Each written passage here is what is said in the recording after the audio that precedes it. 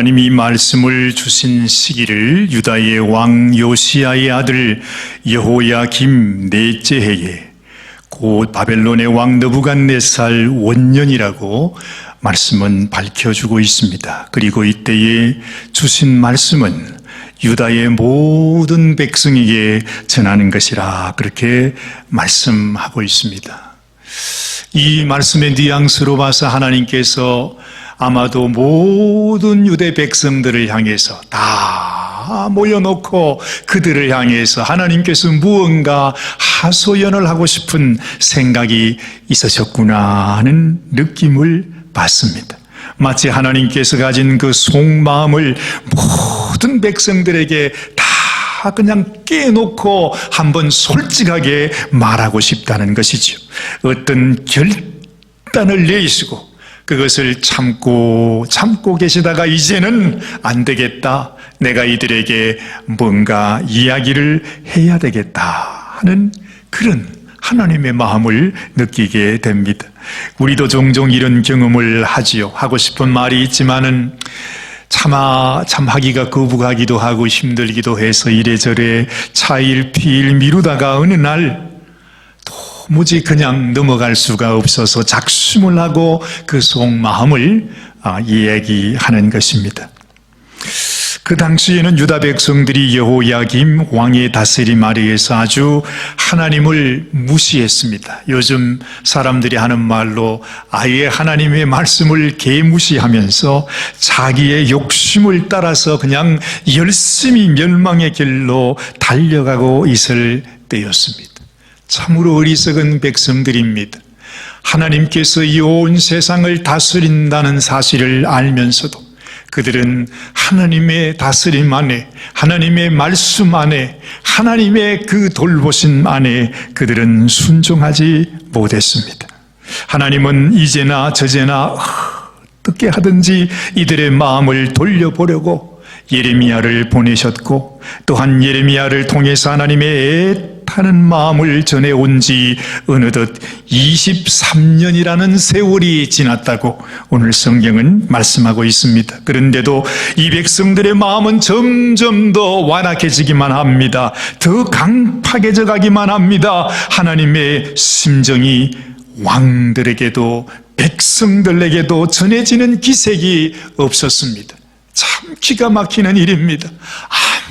아무리 이렇게 말하고 저렇게 말하고 정말로 하나님께서 온갖 방법을 다해서 그들에게 하나님의 뜻과 하나님의 계획과 재난들을 말하면서 그들의 마음이 깨닫고 돌아서기를 그토록 원했지만 그들은 전혀 하나님 앞에 돌아올 기색이 없었던 것이죠.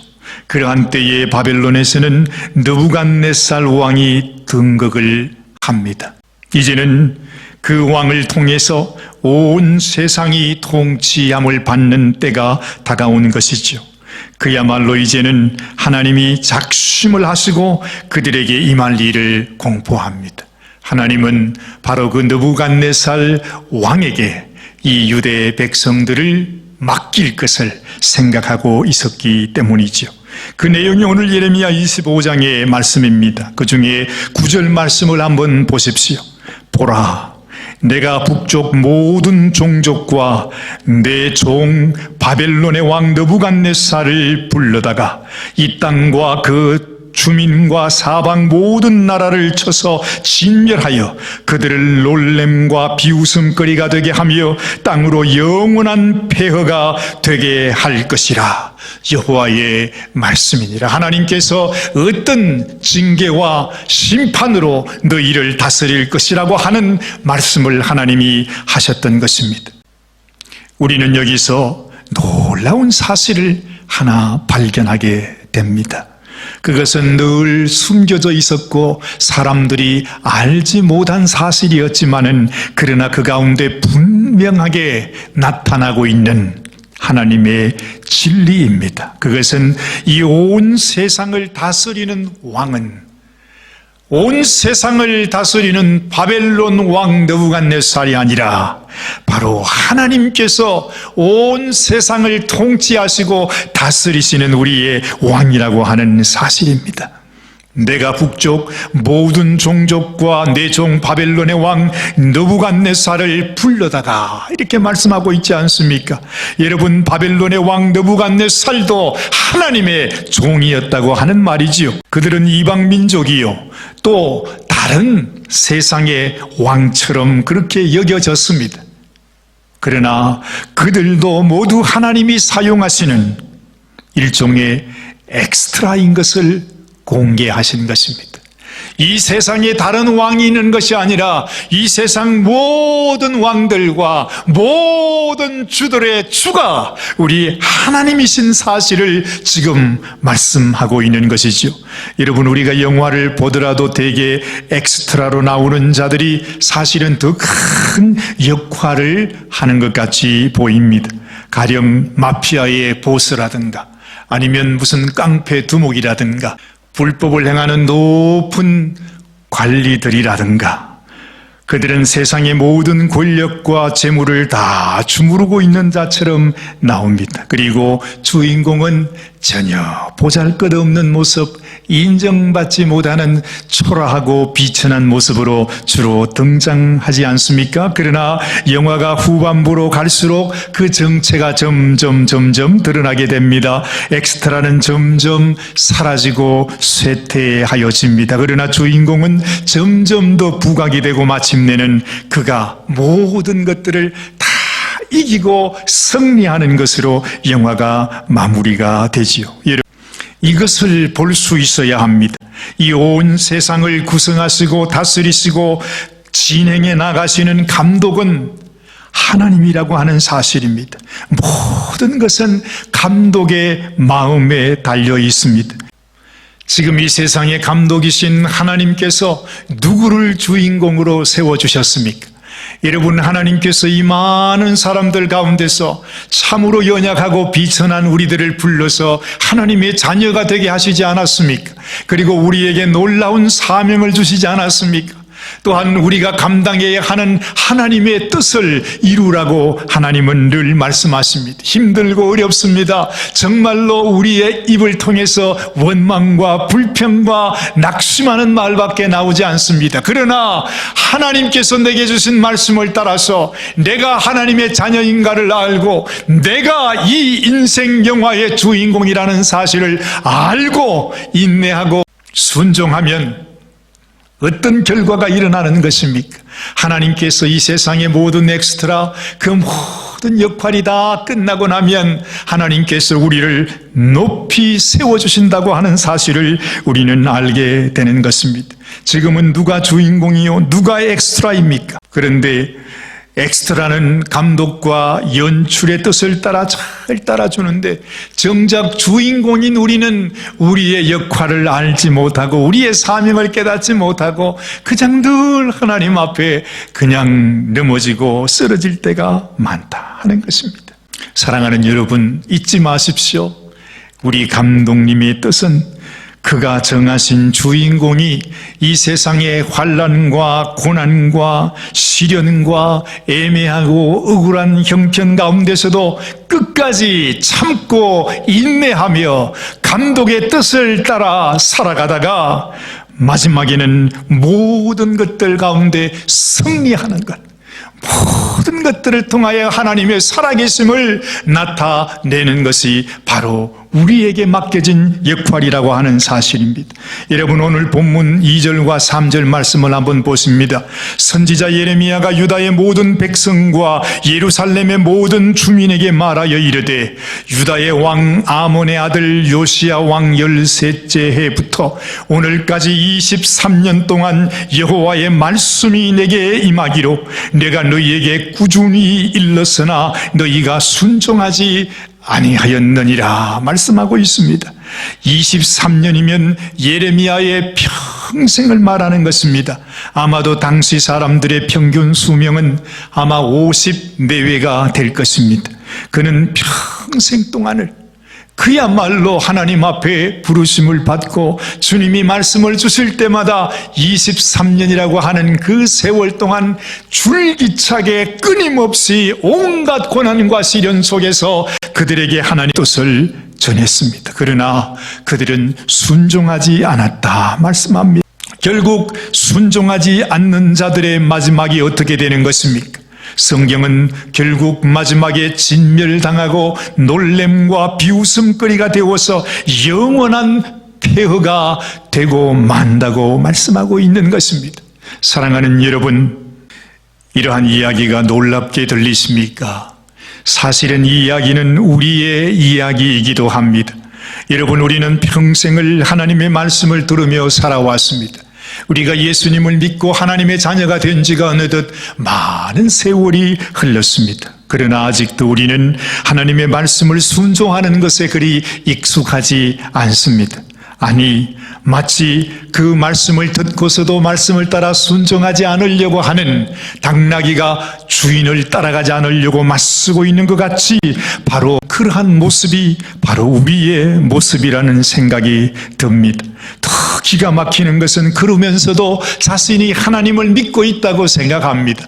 내가 하나님 앞에 구원을 받았다고 생각합니다. 내게 하나님께서 천국을 허락하여 주실 것이라고 철떡같이 믿고 있습니다. 그러나 여러분, 하나님의 축복이 나 자신에게 예약이 되어 있다고 생각하지 마십시오. 먼저 나 자신이 하나님의 말씀을 순종하고 있는가? 나는 참으로 그 오랜 세월 동안을 하나님 말씀 들으면서 그 말씀을 묵상하면서 그 말씀을 순종하면서 살아가고 있는지 우리의 모습을 먼저 살펴봐야 한다는 것입니다. 내가 하나님의 말씀을 순종하는 삶을 살지 아니하면서 하나님이 나에게 복을 주실 것이다, 하나님이 나를 구원케 하실 것이라고 믿는다면 여러분, 병도 참 이런 병이 없습니다. 대책이 없는 병이 되고 마는 것입니다. 이 세상에서 가장 참혹한 병이라고 알려졌던 문둥병이 있습니다. 여러분, 이 문둥병은 자신의 살이 뜯겨져 나아가도 그 아픔과 고통을 느끼지 못하는 병이라고 합니다. 지금 시대의 문둥병, 아니 어찌 보면 그 당시의 문둥병보다도 더 힘들고 어렵고 무서워하는 질병이 있습니다. 그 질병이 뭐지요? 그 질병은 바로 나 자신을 잊어버리고 나 자신의 모습을 점점 잃어버리는 치매라고 하는 병입니다. 실제로 무서운 병입니다. 이것이 우리의 육신의 고통을 가져다 주는 것은 아니라 할지라도 나 자신을 송두리째 잃어버리게 하는 병, 내가 어떤 죄인인지, 내가 하나님 앞에 어떻게 살아가고 있는지, 내가 하나님의 마음을 얼마나 아프게 하는지 나 자신을 알지 못한 채 나는 하나님 앞에 복을 받은 사람이라고 그냥 믿는, 그렇게 생각하는 참으로 안타까운 일입니다. 그렇습니다. 우리가 하나님을 사랑하면, 우리가 하나님을 바라보면 하나님은 우리를 구원하실 것입니다. 그러나 진정 내 마음이 하나님을 바라보고 있는지, 하나님의 말씀을 순종하고 있는지 우리 자신을 우리는 다시 한번 살펴봐야 하는 것입니다. 그래서 오늘 본문의 6절과 7절 말씀은 연이어서 이렇게 말씀합니다. 너희가 나의 노를 격동하였다 말씀하고 있습니다. 나의 노여움을 더 이상 일으키지 말라고 말씀하십니다. 왜 너희는 내 말씀에 순종하지 않으면서 너희가 하나님을 섬긴다고 말하고 있느냐? 정작 너희가 섬기는 것은 우상인데 어떻게 너희가 하나님을 섬기고 있다고 말하느냐고 하나님은 말씀하고 있는 것입니다. 너희가 나의 이 노여움을 격동하지 않는다면 나도 너희를 해하지 않겠다 말씀하는 것입니다. 여러분, 우리의 이 악한 행위를 끊어야 합니다. 우리의 순종하지 않는 이 완악한 마음을 우리가 버려야 합니다. 그리고 하나님께서 평생 동안 우리에게 들려주시던 그 하나님의 말씀이 우리의 삶을 통하여 순종함으로 나타날 수 있도록, 하나님이 기뻐하시는 열매를 맺을 수 있도록 하나님 앞에 드려지는, 하나님이 받으실 수 있는 아름다운 제물이 되어야 한다는 것입니다. 오늘 이 아침에도 우리 마음을 살피면서 주님, 내가 순종하기 원합니다.